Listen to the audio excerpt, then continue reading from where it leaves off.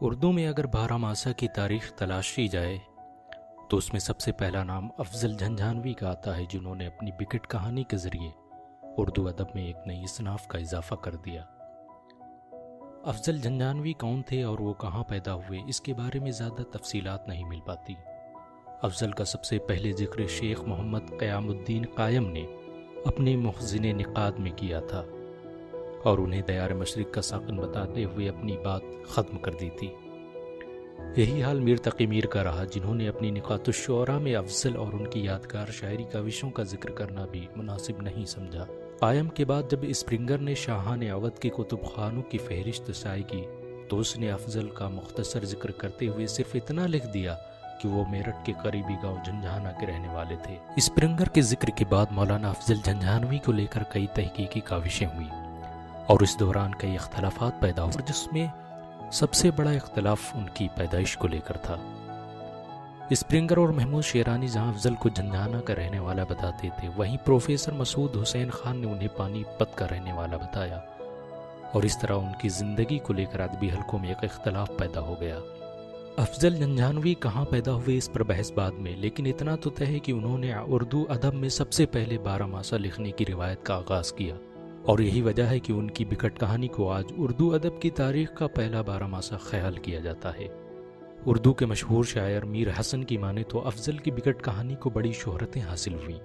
حالات تو یہاں تک پہنچ گئے کہ لوگوں نے ان کی بکٹ کہانی کو زبانی یاد کرنا شروع کر دیا، اور اس صورتحال کا اندازہ اسی بات سے لگایا جا سکتا ہے کہ اس دور کے مشہور شاعر عبداللہ انصاری نے جب اپنا بارہ ماسا لکھا تو انہوں نے افضل کو خراج عقیدت پیش کرتے ہوئے ان کے لیے شاہ کا لفظ استعمال کیا۔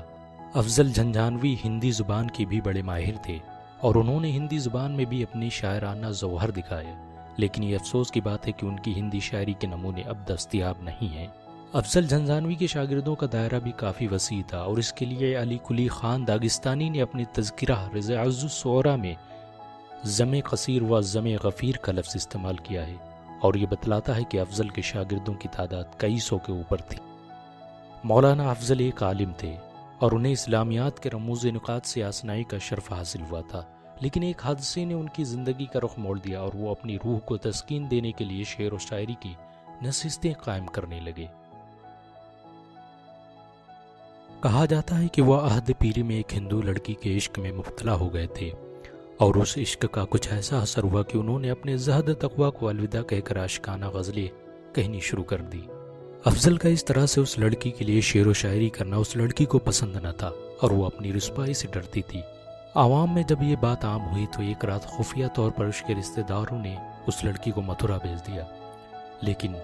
یہ عشق ہی ہے کہ اس نے راہیں تلاش لی، اور افضل بھی بھٹکتے بھٹکتے ایک دن متھرا پہنچ گئے۔ کہا جاتا ہے کہ ایک دن وہ لڑکی سیر کو نکلی اور اتفاقاً افضل سے اس حسینہ کی ملاقات ہو گئی، اور افضل نے دیکھتے ہی بے ساختہ ایک شعر پڑھ دی۔ افضل کی یہ بات اس لڑکی کو ناگوار گزری، اور اس نے بڑے ہی تلخ لہجے میں کہا کہ تیرے بال سفید ہو گئے ہیں اور تجھے مجھ سے اظہار محبت کرتے ہوئے شرم نہیں آتی۔ افضل کو لڑکی کی یہ بات بڑی ہی گراں گزری، اور انہوں نے داڑھی مڑوا لی، زنار پہنا اور برہمنوں کا لباس زیب تن کر ایک پجاری کے چیلے بن گئے۔ افضل نے اس پجاری کی بڑی خدمت کی، اور اس نے اس سے متاثر ہو کر انہیں وید پران کی تعلیم دی، اور مرنے سے پہلے وصیت کی کہ میری موت کے بعد افضل کو ہی اس مندر کا پجاری بنایا جائے۔ ہندو دھرم کے ماننے والے افضل کو گوپال کے نام سے جانتے تھے۔ پجاری کے موت کے بعد افضل اس مندر کے سبھی رسم و رواج کو پورا کرنے لگے۔ اس مندر کے قوانین کے مطابق ایک خاص دن عورتوں کی پوجا کے لیے مخصوص تھا، یعنی اس دن مندر میں کوئی آدمی داخل نہیں ہو سکتا تھا، اور اتفاقاً وہ دن بھی قریب آیا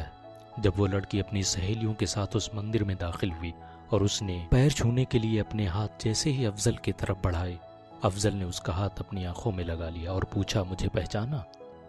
وہ لڑکی حیران رہ گئی، اور اس نے کہا، یہ تو وہی ہے جسے میں نے اتنے برے الفاظ کہے تھے۔ اس نے کہا کہ تم نے میرے لیے اتنی مشقت اٹھائی، اس لیے میں اب تمہاری مرضی کی زندگی گزاروں گی۔ کہا جاتا ہے کہ اس لڑکی نے اسلام قبول کر لیا، اور پھر دونوں ہنسی خوشی اپنے شہر کے لیے روانہ ہو گئے۔